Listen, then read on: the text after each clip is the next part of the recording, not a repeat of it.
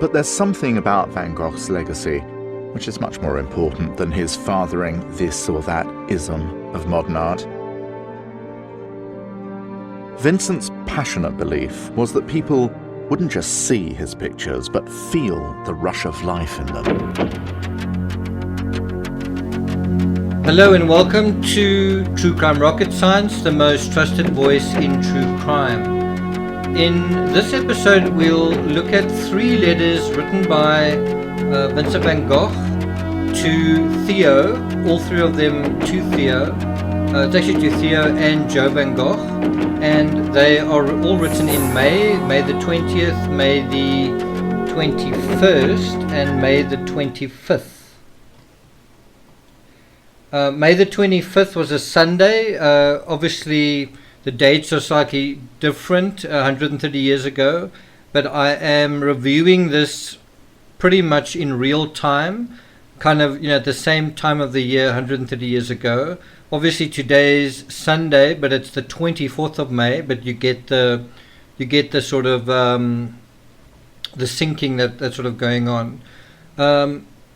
Before we get to the letters, it is definitely quite sad. You get a real sense of what is going on in Vincent's heart and his mind, especially in his first 3 letters.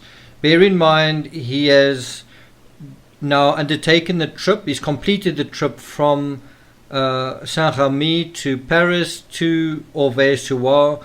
It was a trip that they were a little bit worried about. He was worried that he might have an episode. His brother wanted him to have a chaperone. He didn't take a chaperone. He undertook the trip kind of without any incident, and now he's where he's supposed to be, and now it's sort of like, okay, well, live happily ever after, get on with what you need to get on with.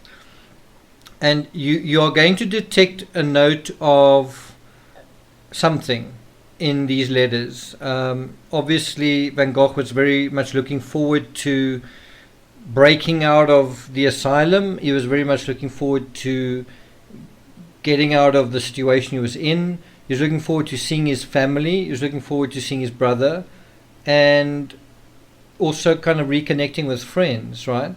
And suddenly he's on the other side of France, and he's kind of alone again.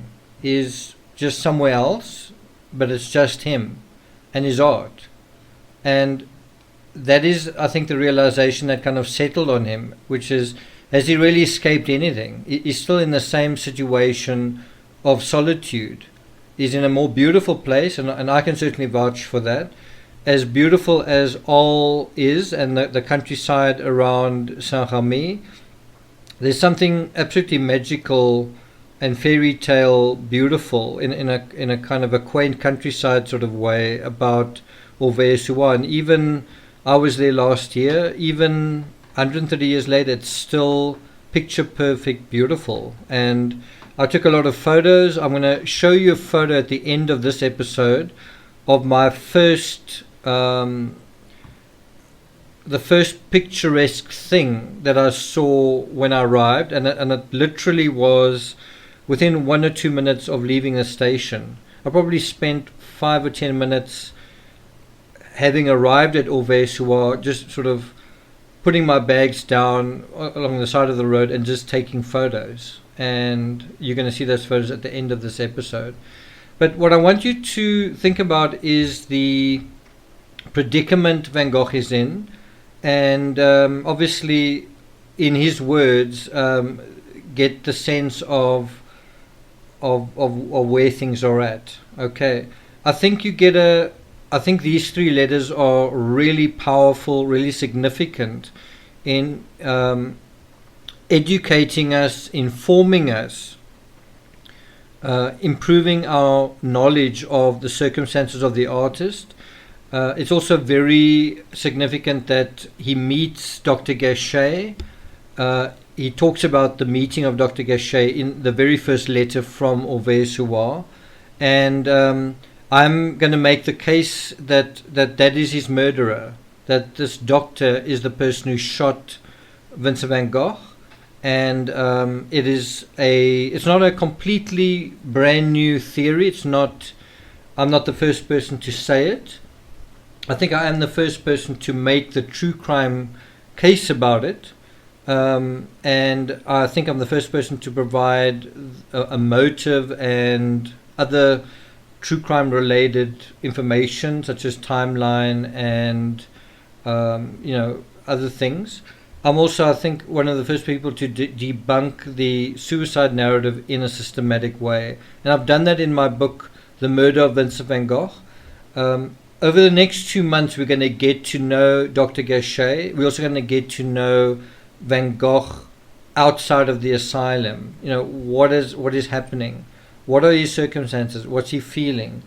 What about Vincent van Gogh's relationships with the people close to Dr. Gachet?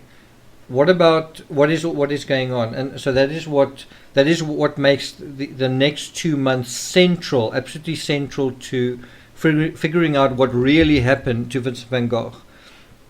Bear in mind, it's around about 2 months after this that Van Gogh loses his life. So sadly, he's only got about 2 months and 10 days to live after this point, a little bit less, 2 months, 5 days. And also, we are now going to count down the last 30 letters that he writes in his life. So over the next 70 days, he writes basically a letter every second day or so. At the same time, he's painting a picture a day. So unfortunately, there are no letters from Theo to Vincent. They are all letters from Vincent.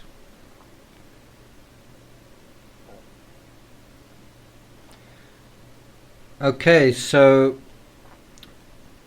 we will start now with the first 3 letters of those 30, and I will then name the episodes from now on according to the number of the letters. So this is letter 1, 2, and 3, and the next episode will be 4, etc., etc.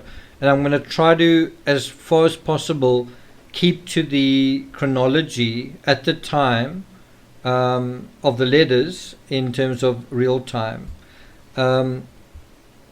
Okay, and so if you're interested in following this, please subscribe to the channel, tell other people about it, like, share, leave a comment, and let's get started.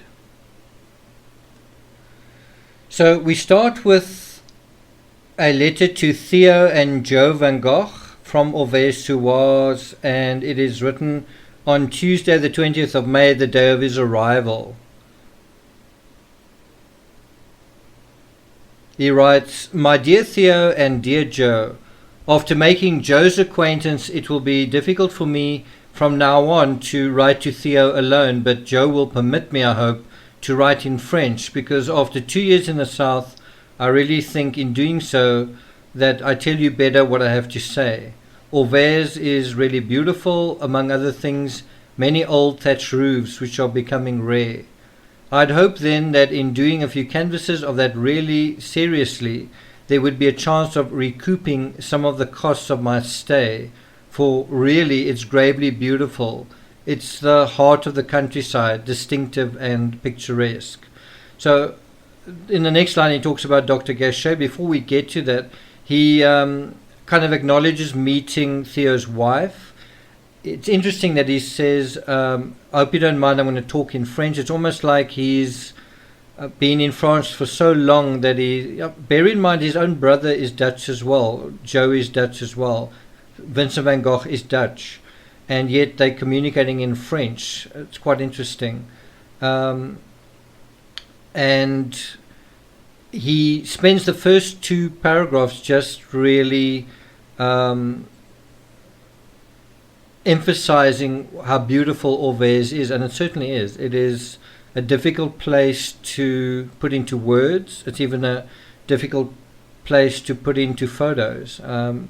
I think I was there for 4 days, and one really did feel as if you couldn't really do justice to any of it. It's the kind of place that you can capture in little fragments. It's difficult to capture the whole of it. for various reasons, the geography, but other reasons as well. So he talks also about that he hopes to do a few canvases. He wants to be serious about that as well, and so that there will be a chance of recouping some of the costs of my stay. Now, I'm not sure whether he is referring to, I think he's referring to the costs of his stay in Auvers-sur-Oise, right? But I think he's painfully aware that he's just cost them, the couple, quite a lot of money. Because of him leaving Saint-Remy, just the journey has cost quite a lot of money, and now they are paying for his accommodation as well. So he's painfully aware of that, and now he's kind of saying, don't worry, I'm going to get to work immediately, and I'm going to pump out a bunch of canvases. Now bear in mind, this is from the context of that he's not selling anything. So it's kind of, I'm not saying it's falling on deaf ears, but it's a bit of a pathetic situation he's in. He's talking about working very hard, but I mean, he's just come from his brother's apartment in Paris, which is chock full of canvases, and now he's saying, don't worry, I'm going to send you a lot more. You can kind of feel how that is going to sound and how that's going to kind of come across. It's sort of like he's kicking against the door of reality in a way. Who's he fooling? Who's he trying to convince with what he's saying? In any event, he is very enchanted by the countryside. Bear in mind, he's traveling at this time of the year, he's arrived at this time of the year, and it's spring has given way to summer, and summer is basically bursting out of the seams, right? I was also there around this time of the year. It's pleasantly warm. It's still a little bit cool, pleasantly warm, but very green and very lush. Lots of flowers, lots of life. It's a very farm. It's got a very quaint farmer countryside feel. It feels like an original farming village, if that's the word.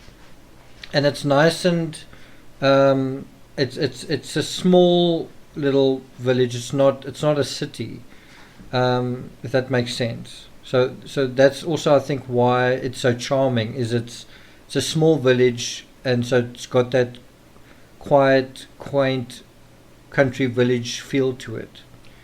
It feels like it's a place that has stayed in some ways lost in time. In some way, you can imagine if they just peeled away the tar roads, it would be like it was at that time, and then he talks about Dr. Gachet. Now this is really important. Every reference he makes to Gachet, I really want you to prick up your ears, and you can even take notes, but it's very important that every time he refers to Gachet, you develop a sense of who Dr. Gachet is, because he's a very important character in the story. Okay, so this is Vincent van Gogh's first encounter with Dr. Gachet, and he says, I've seen Dr. Gachet, who gave me the impression of being rather eccentric, but his doctor's experience must keep him balanced himself, while combating the nervous ailment from which it seems to me he's certainly suffering at least as seriously as I am. So this is an incredible first statement from Vincent van Gogh about Dr. Gachet, his murderer, the way I understand it, the way I've figured it out. And his first reference is kind of an indictment. He says, wow, this guy is crazy.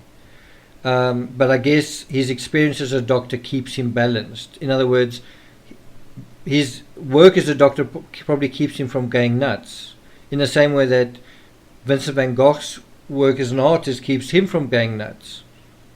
And he talks about he has a nervous ailment. He has got some kind of agitation or anxiety or whatever you want to call it.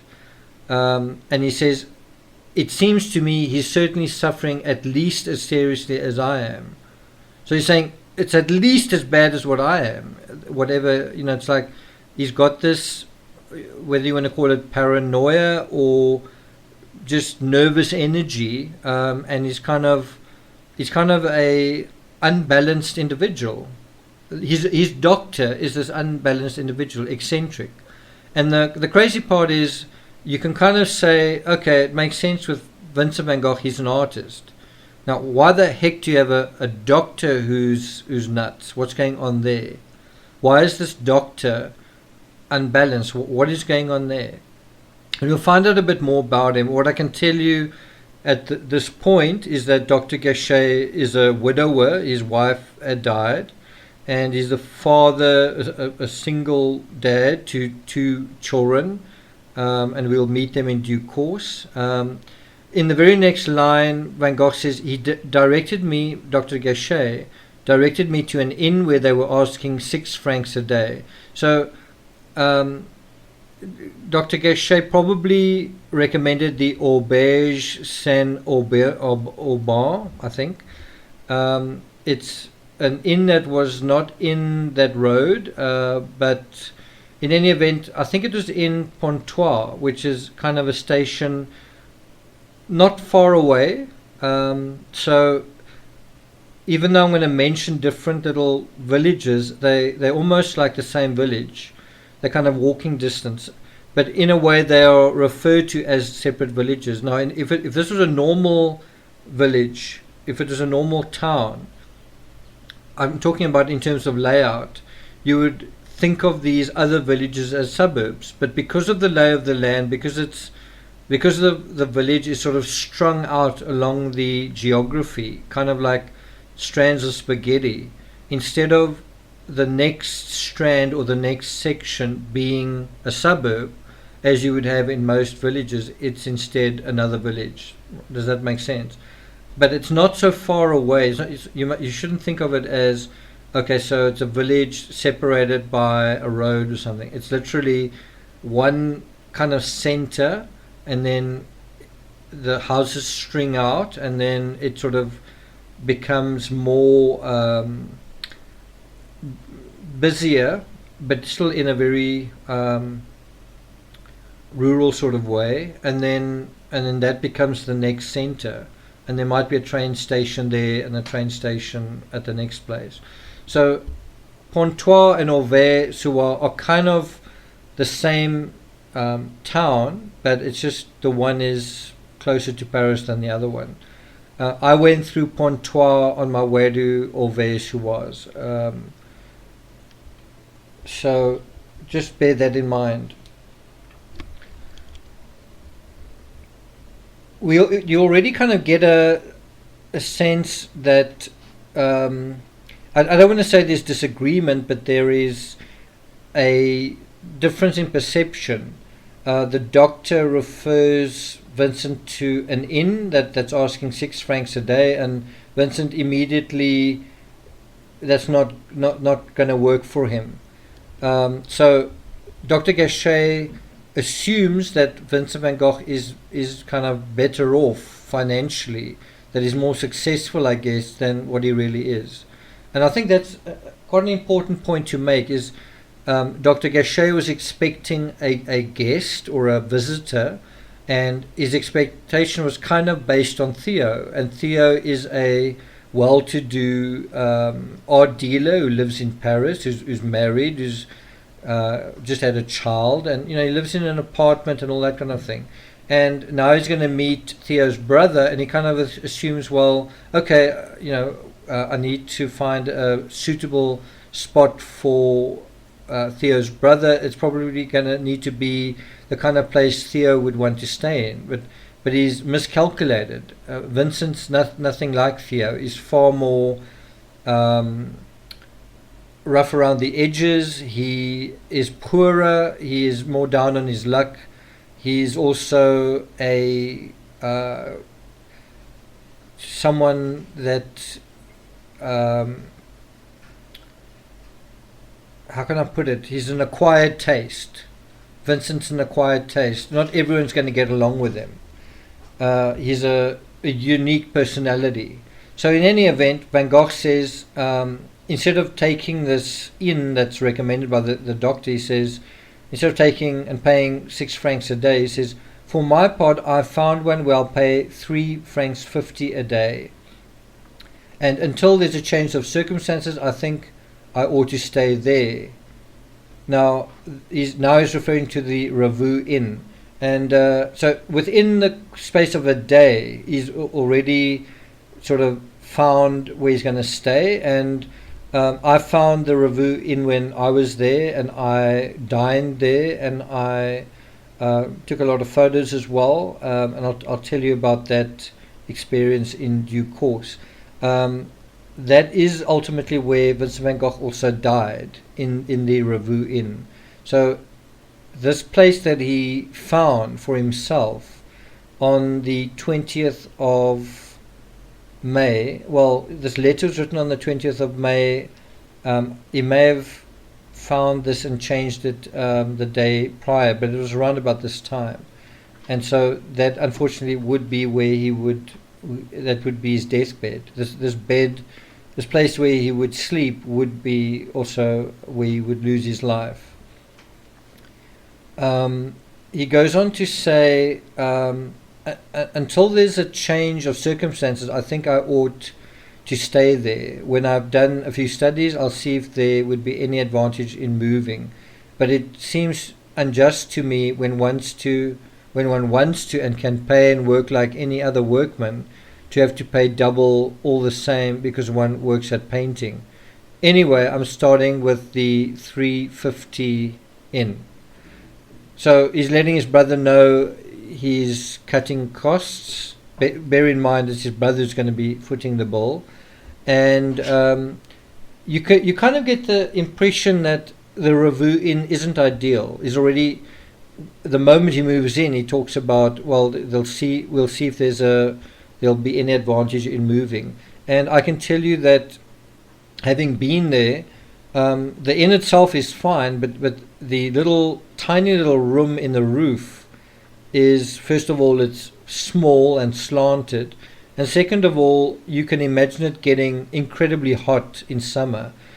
That section of roof is facing into the sun, and it's kind of taking the full brunt of the sun all day. And as I said, because it's such a small room, it's going to get very hot. And so that is the part that's going to make his stay unpleasant.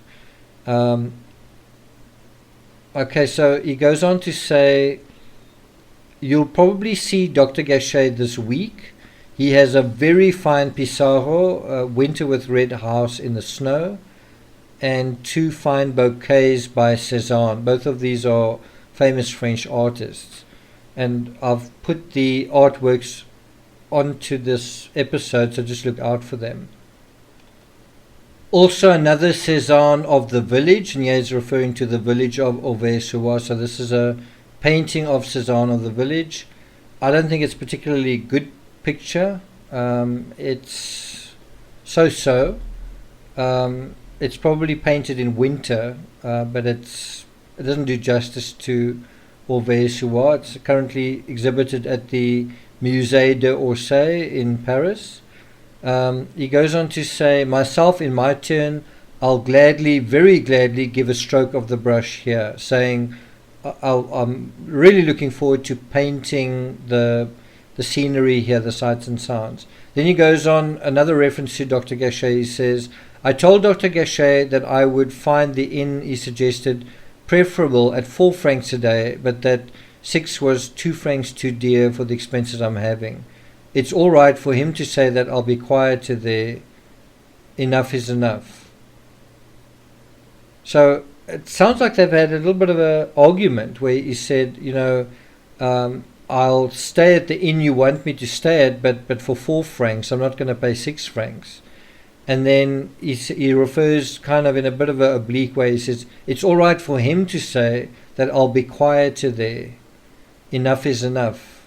Not quite sure what he's exactly saying there. Maybe he means he'll be in peace at that place or something. I don't know. Maybe Dr. Gachet didn't like the idea of this busy inn and sort of I don't know, lower class people or working class people. Maybe he felt that Vincent needs to be in a quieter setting to recover. I don't know. I don't know if that is what it's all about. Then he goes on, and he's already complimented Dr. Gachet on his art. So bear in mind, he's already nodding, acknowledging that this doctor has an interest in art, and we'll get to that in due course. Then he goes on to describe his house as full of old things, dark, dark, dark, with the exception of a few sketches by Impressionists I mentioned. So this doesn't seem to be very complimentary. He's saying his house is full of old things, and he says the word dark 3 times. And I'll get back to his description in a second. I also went to Dr. Gachet's home in Auvers-sur-Oise when I was there. I took a lot of photos, and I'll deal with that in due course as well. He goes on to say, despite the fact that he's an odd fellow, the impression he made on me isn't unfavorable, right? So it's quite ironic, isn't it, that one wonders what Dr. Gachet thought of this earless fellow coming into the town, painting in a strange style. But here we have Van Gogh saying, wow, this doctor is odd. He's unbalanced. He's got a nervous ailment. He's suffering at least as much as I am. So he says, despite all that, his impression of the doctor isn't unfavorable. It's almost like this guy's weird, but not in a bad way. I'm not quite sure in what way, but not necessarily in a bad way. And he probably did think, well, they can talk a little bit about art.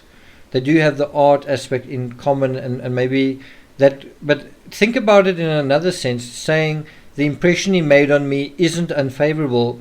It's also not saying, wow, I think he's a great guy, or wow, I think he's, he didn't say the impression he made on me is favorable.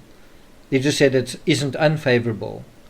And bear in mind, he kind of is obligated to say that to his brother, to say, thanks for setting this up. You've left me in someone in good hands, right?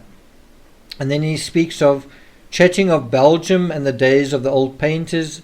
His grief-stiffened face took on a smile again, and I really think that I'll stay friends with him and that I'll do his portrait. And so Yeri describes Dr. Gachet in quite a powerful way. He describes his grief-stiffened face. Now, that's almost how we would expect Van Gogh's face to be. He's been in an asylum for a year.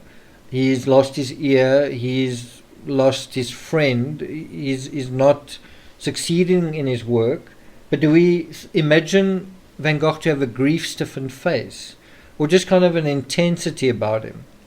And so when he says his grief-stiffened face took on a smile again, you kind of get the idea that Dr. Gachet is kind of a stick in the mud. Is not very free with his emotions. Is not smiling. Is kind, but maybe not particularly friendly. And he says, I really think I'll stay friends with him and I'll do his portrait. Again, you get the sense of obligation where this obligation where his brother set this up and he's kind of got to make it work. Remember the mess that happened in the Yellow House with Gogh.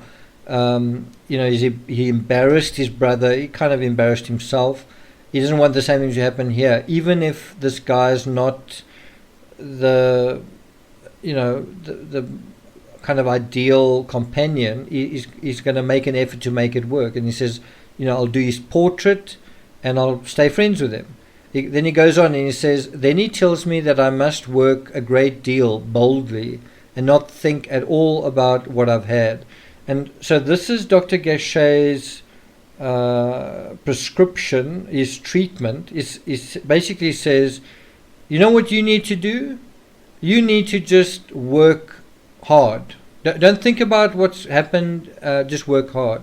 Now, this is the doctor's this is the doctor's treatment of Van Gogh, and now you say, oh, wasn't he mad, or didn't he have depression, or didn't he have X or Y or Z?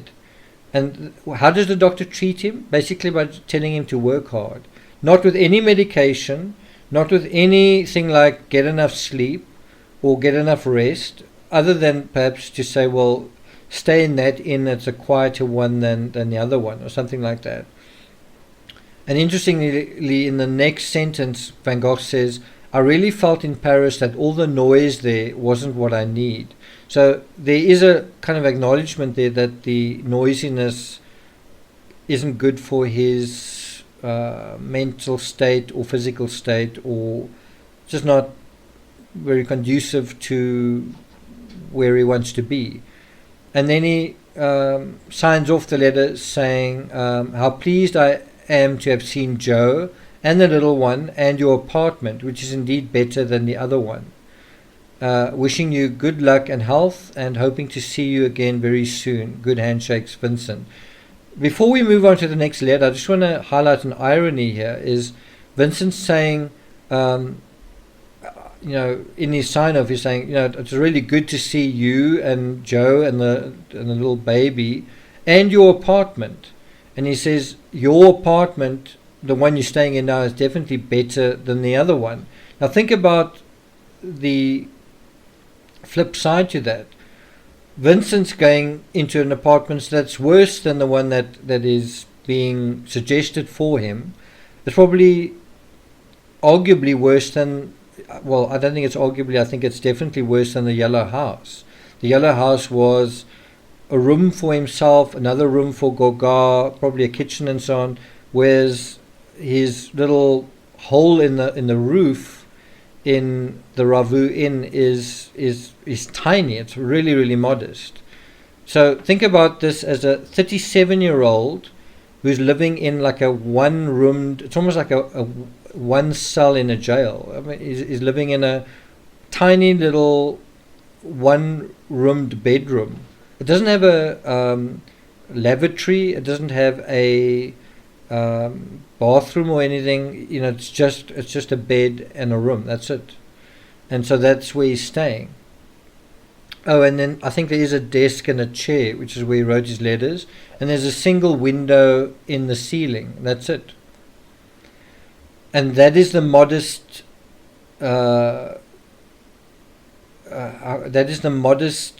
Destination from wherever he was in the asylum that he's gone to, where he's at the moment. So he's got to be also thinking about, this is where I'm living, in this bare room just with a bed. This is my home now, compared to his brother's circumstances. Do you see what I'm saying? And I just visited this doctor who's got who's wealthy and so on. So just bear in mind from that perspective, he's comparing his circumstances, his living arrangements, to those of those around him. And of course, he's really liking the environment that he's living in, but there's a bit of a tragic aspect to it, which is it's like a garden that he's in, but his own circumstances are quite simple and quite tough in a sense. Okay, so that is the letter on the 20th. Now we go to another letter on the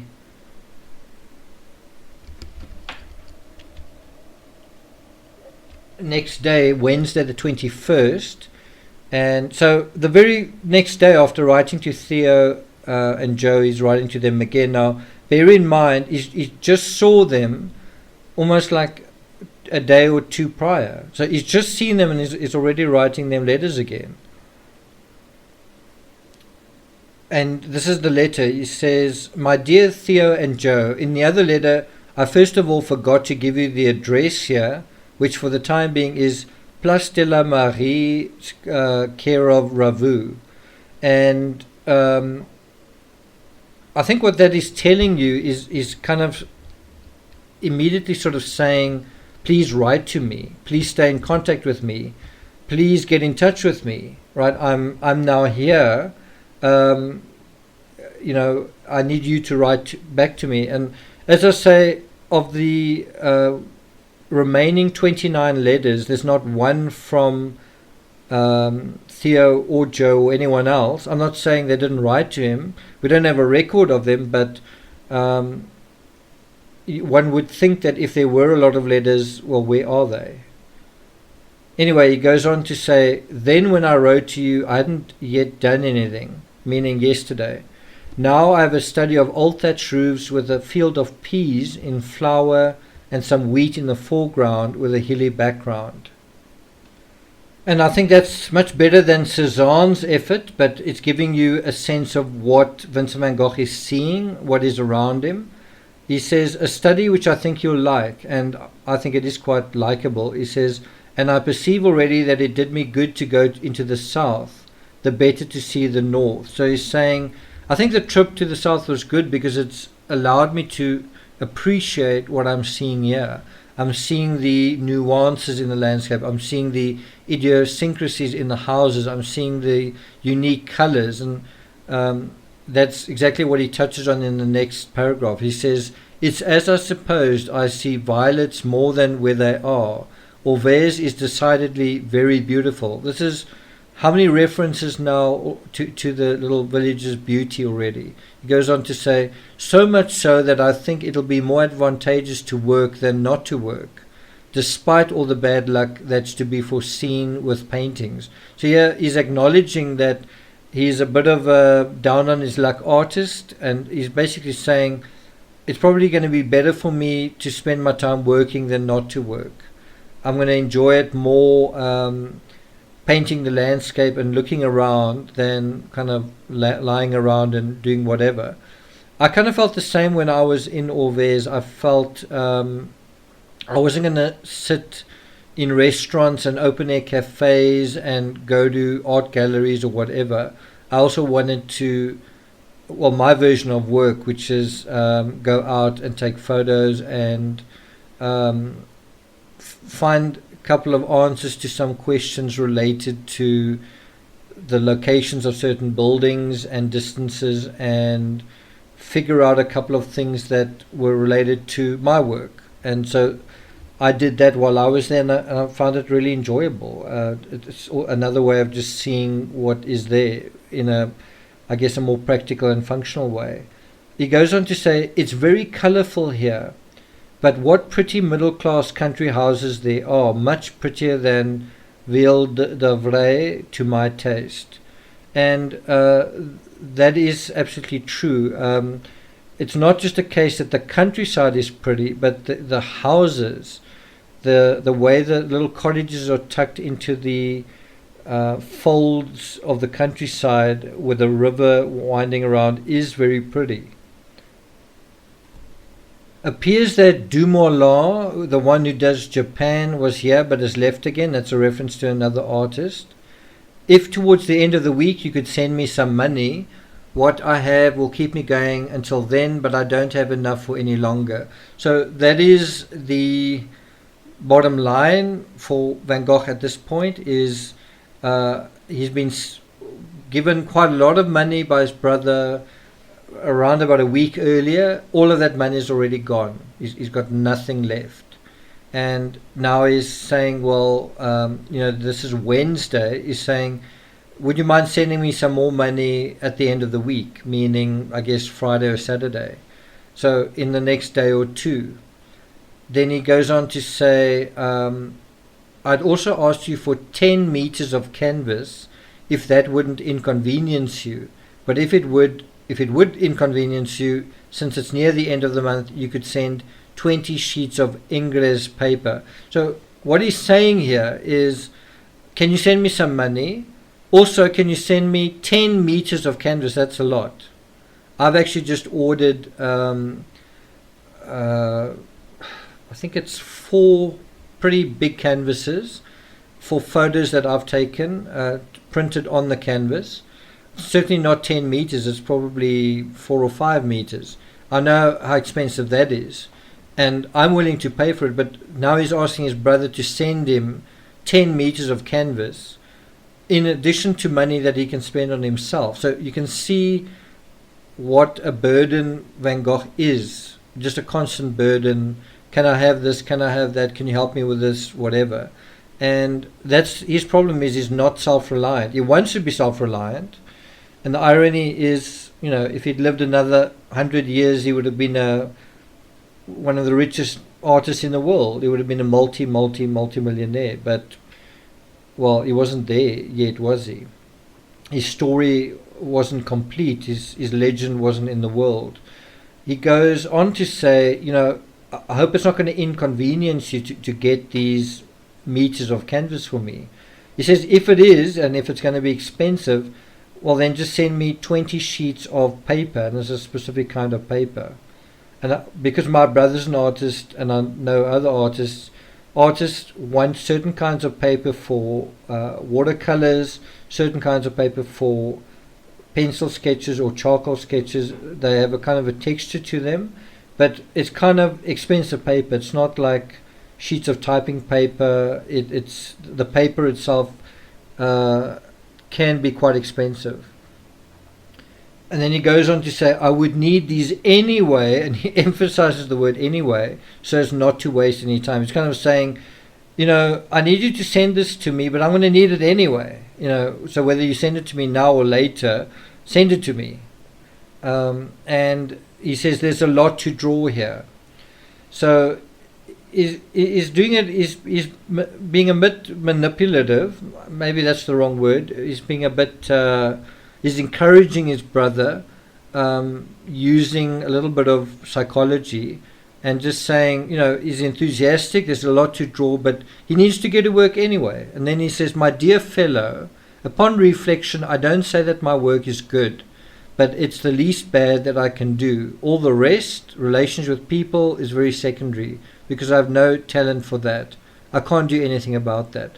Now, this is a very interesting, self-reflecting comment that obviously is in his mind, is obviously in his consciousness. Now, bear in mind, when he was in the apartment with Theo in Paris, they must have had conversations. They must have talked about maybe the incident with Gogh. Theo may have said, look, for goodness sake, get along with this Dr. Gachet, don't F that up, right? And then they probably also spoke about the dismay of, hasn't any of my art sold? Is my art going to sell? What do you think about, do you think that I have any talent? And I think that aspect did come up in the movie. It was dramatized in At Eternity's Gate, this moment of pause where the two brothers are in the apartment looking at all the artworks that have sort of piled up. And it's almost in response to this where he says, my dear fellow, upon reflection, after thinking about it, I'm not saying my work is good, but it's the least bad that I can do. I think through that he's either saying that I don't think I'm doing the best that I can do. He might be saying that, but he could also be saying, if I wasn't painting, I could be doing worse. So maybe drinking, I don't know. I'm not sure how you interpret that, but he's trying to stand up for his work, I think. He's saying it's not necessarily good, but it's not, there are other things that are worse. Then he says his relations with people is secondary to his work, secondary to his art, and he says, I have no talent for that. I have no talent for getting along with other people. If you think about that just in a general sense, that's fine. But what does that say about his talent in getting along with the opposite sex? Now, you might not think that's a big deal, but of course it is. He's a man, he's 37 years old, his brother's just gotten married, just had a child. He comes into the household of Dr. Gachet, who's also got children, who's got a functional household. And here he is, and he's living in a little box in an inn for very little money. It's not even, he can't even afford that small amount of money in this modest way that he's living. And all that he's good for is art that is not selling. That's the situation he's in. He says, I can't do anything about that.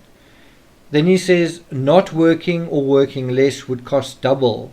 That's all I can foresee if we sought another way of arriving than the natural way, working, which we shan't do. So Yeri seems to be talking about, are there any alternatives to what I'm doing? Should I not work, or should I work less? Isn't that going to cost more?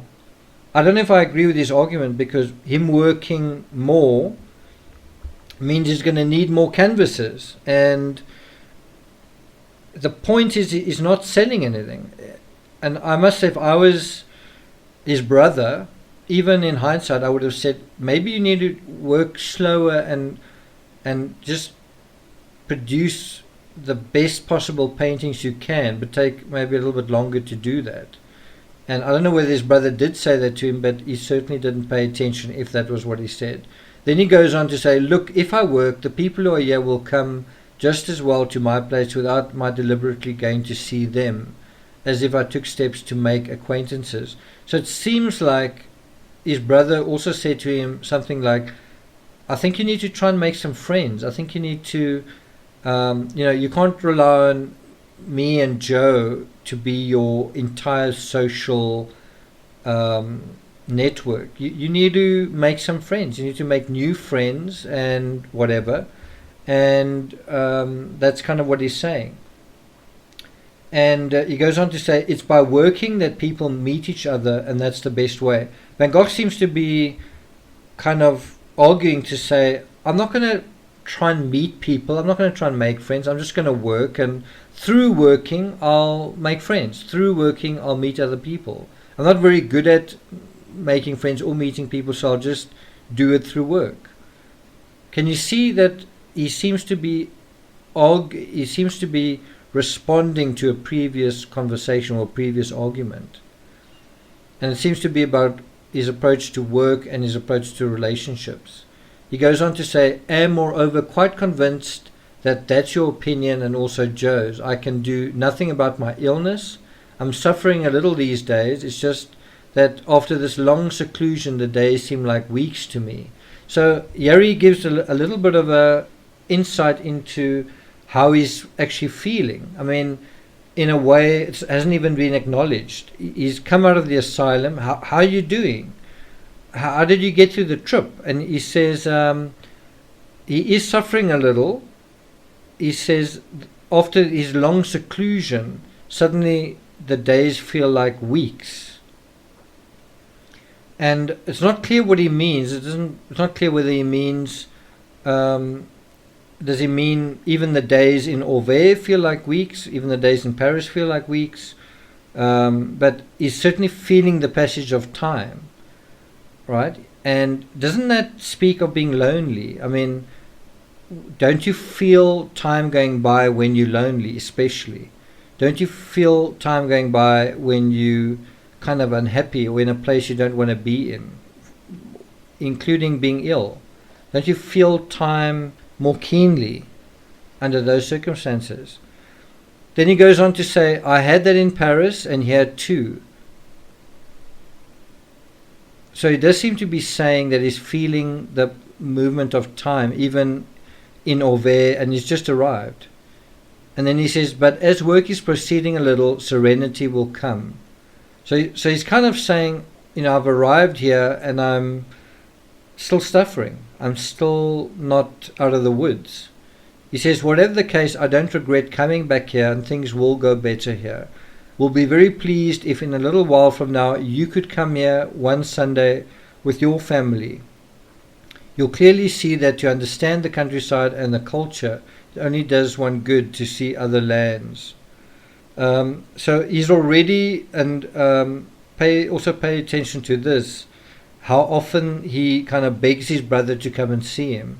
So he's saying, already in his second letter, this is my address, please write to me, but also, please come and see me one Sunday with your family. Now bear in mind, the first Sunday is going to be at the end of that week.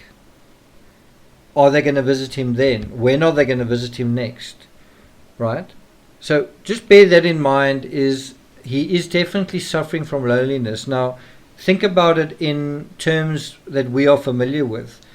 Imagine that he's been under lockdown for about a year, and then he sees his family for 3 days, 2 or 3 days, and then he kind of goes onto lockdown again. It's not really lockdown, he's not in an asylum, but he's kind of in a strange place with people that he doesn't know.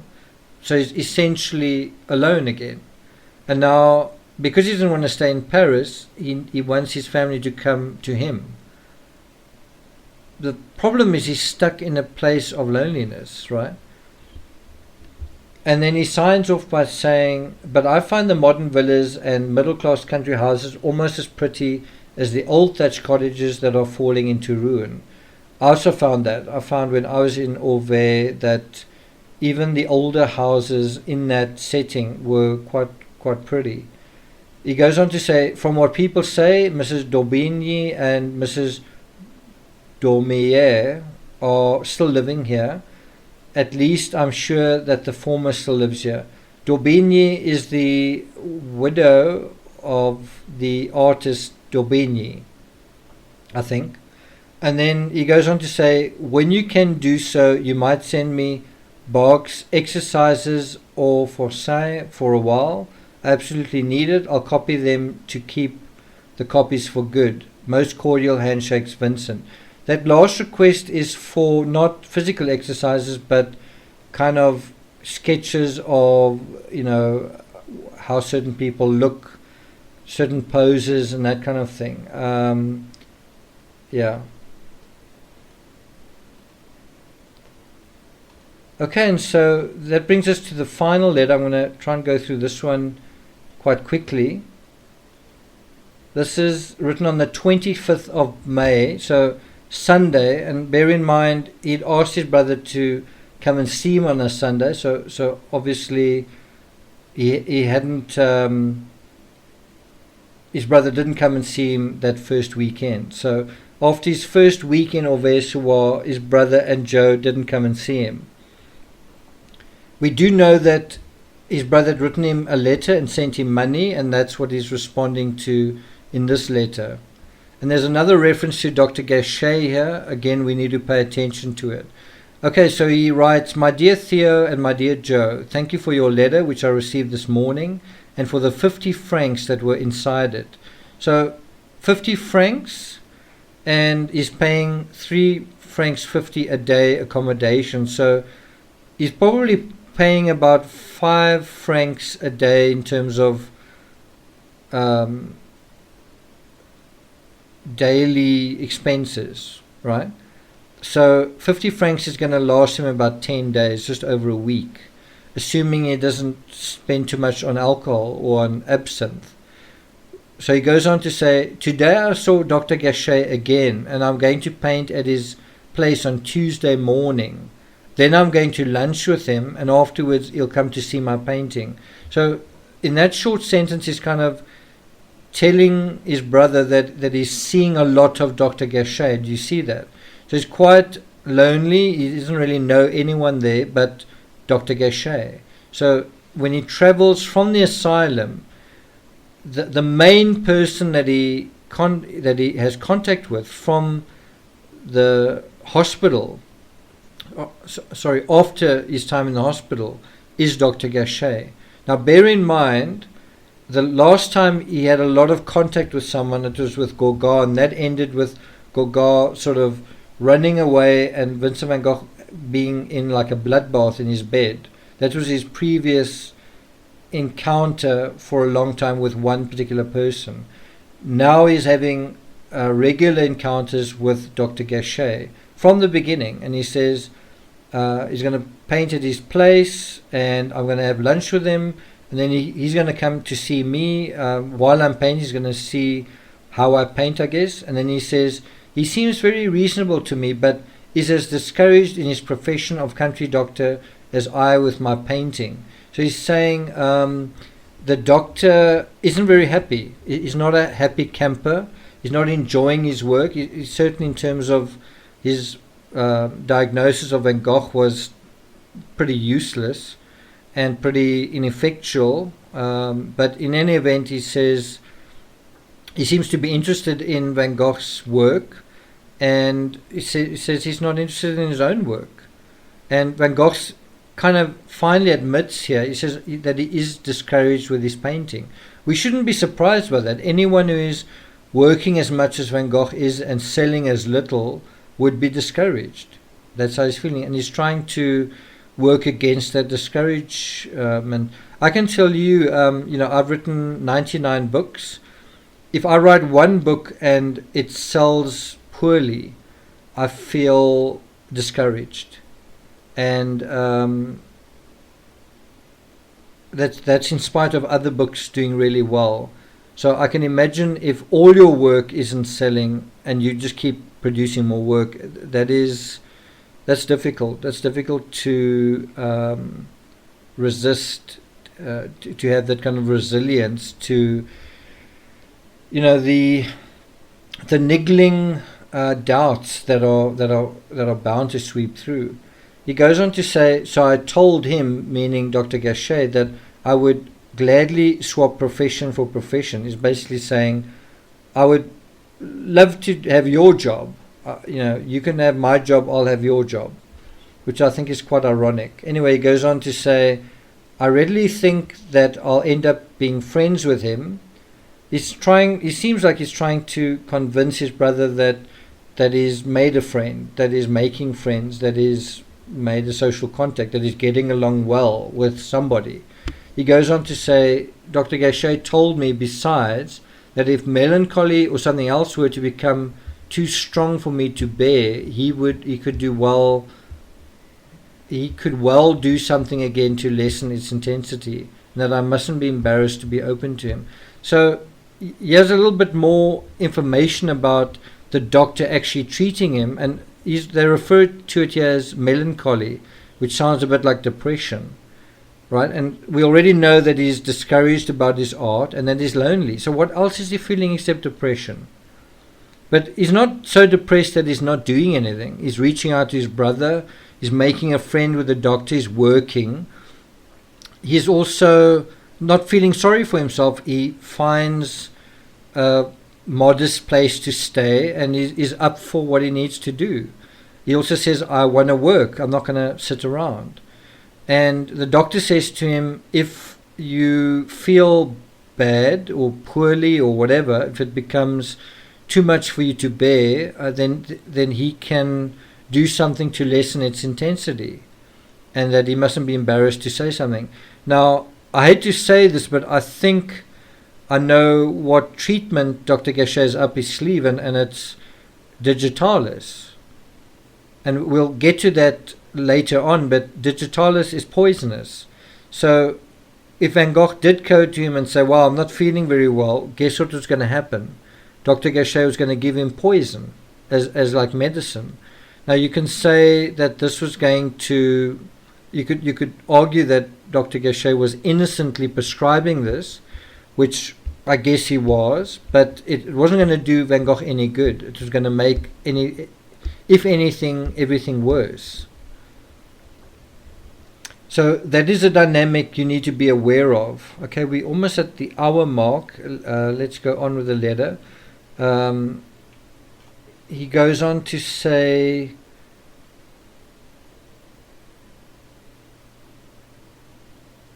that moment when I have need of him may indeed come.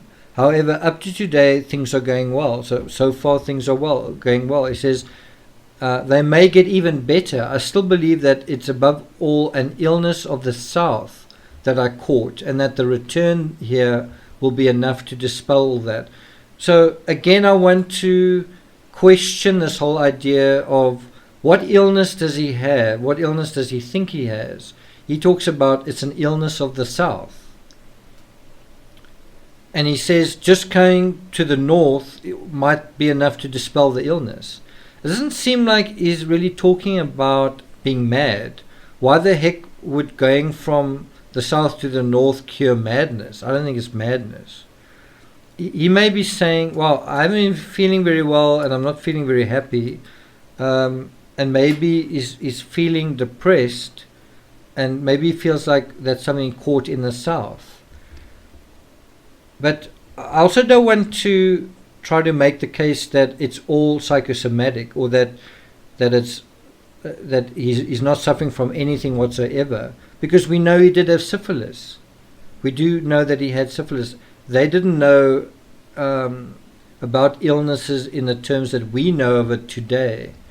But syphilis is something that can rage up and go away. And so you may not know what is going on. And that is why he talks about it as an illness of the south.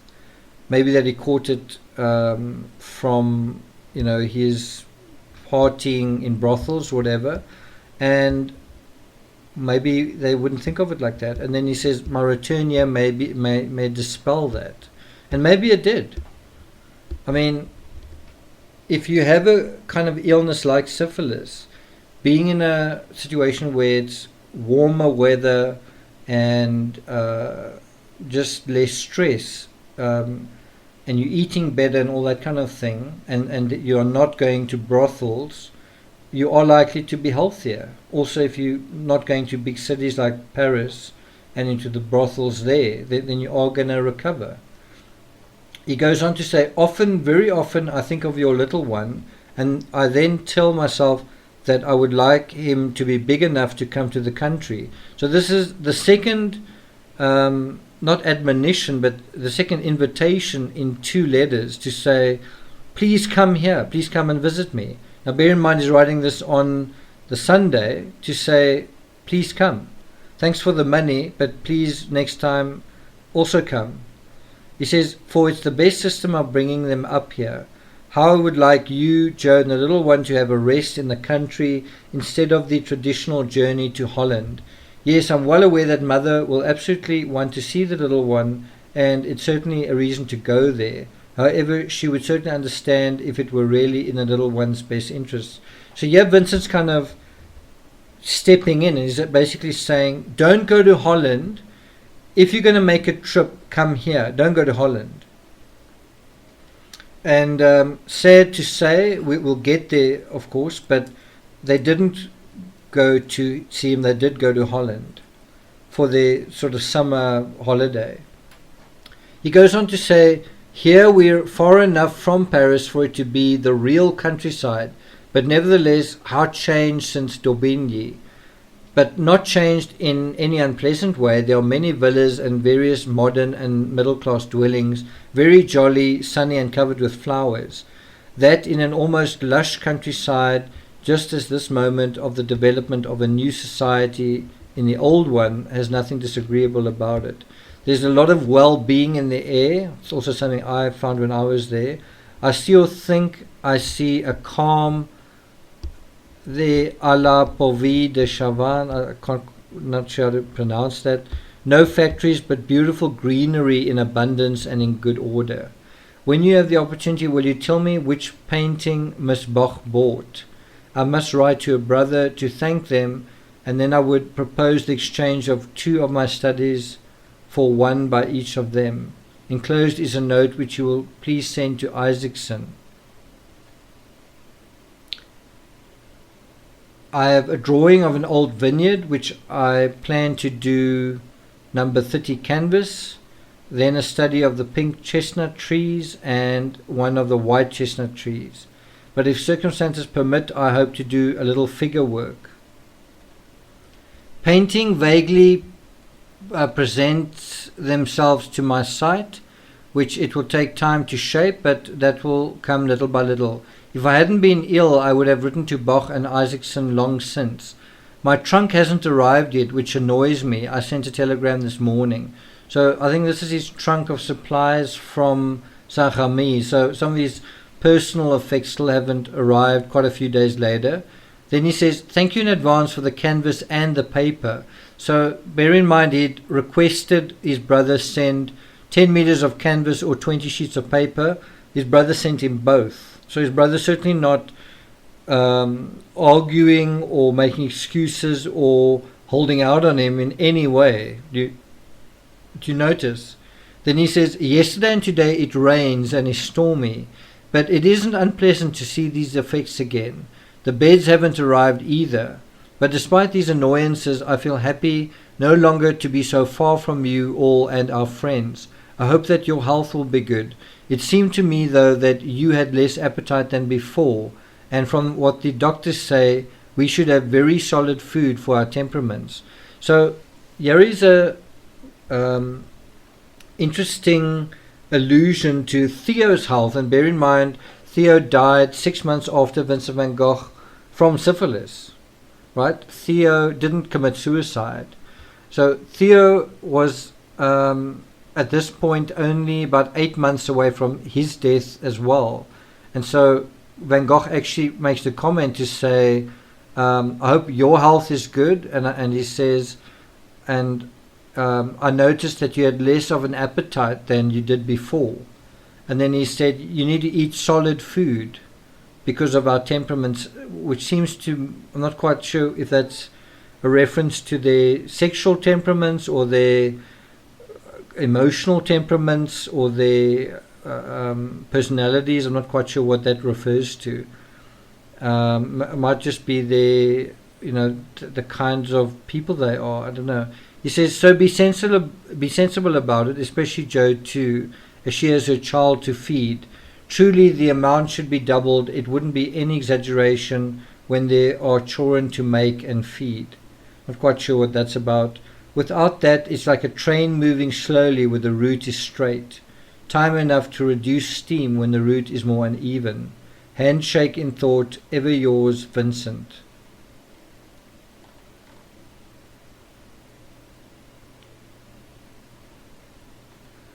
So those are the last 3 letters written in May. We'll deal with the 4th of the 30 letters to go. Well, now it's 27. On the 2nd of June. And there are quite a few letters on the 5th of June. But anyway, I'll be back on the 2nd of June dealing with the letters. It might be the 2nd or the 3rd because he wrote on the 3rd as well. And then I'll deal with the letters of the 5th of June on the 5th of June. So now I'm going to just quickly take you through my arrival in Auvers-sur-Oise. I'm really just going to talk about the first 10 minutes when I arrived. Like I said, I had to change trains in Paris. I was in Paris. Instead of looking around, I had my bag, so I literally just changed stations, and just in my mind I'm just seeing the people that were at the station and on the train. I think I still passed a big Amazon factory warehouse right next to the railway, and then came upon Pontoise. I don't think it was more than a 40-minute trip by train, and then I think I changed trains again and finally got the train to Auvers-sur-Oise, and literally maybe 3 to 5 minutes walk from the station, I came upon a scene that I believe is a scene that Vincent van Gogh painted. I think it's called Figures in the Forest, and I put my bags down and I just photographed this incredible scene of I think it's poplar trees just sort of in lines going off into the distance, and I just found that incredibly beautiful, incredibly vivid, and obviously meaning a lot because it evokes a painting that Vincent van Gogh made. Okay, and that's it. I'm not going to take things further than that. I am going to be putting additional photos of Auvers-sur-Oise on Patreon on the $3 tier. So if you want to look at the other photos that I took when I was there, go and have a look at that. As I say, that's on the $3 tier. And then I'm also going to be talking about between now and the end of July, the official narrative for how Vincent van Gogh died besides suicide. And the official narrative is in the book Van Gogh by Naife and Smith, and they talk about an accidental death. And over the next couple of weeks, I guess, I'm going to be showing you and explaining to you why, from a true crime perspective, even though these authors are Pulitzer Prize winners, they don't know anything about true crime. Their scenario is ridiculous. It doesn't really add up. It doesn't really make any sense. It's very weak, and that is the main narrative besides the suicide narrative, the main ridiculous story for how Van Gogh died if he didn't commit suicide, that he was shot by accident. It's just an absolutely ridiculous story. And what I'm trying to do is I'm trying to push aside the silly, poorly thought out scenarios and replace that with a cogent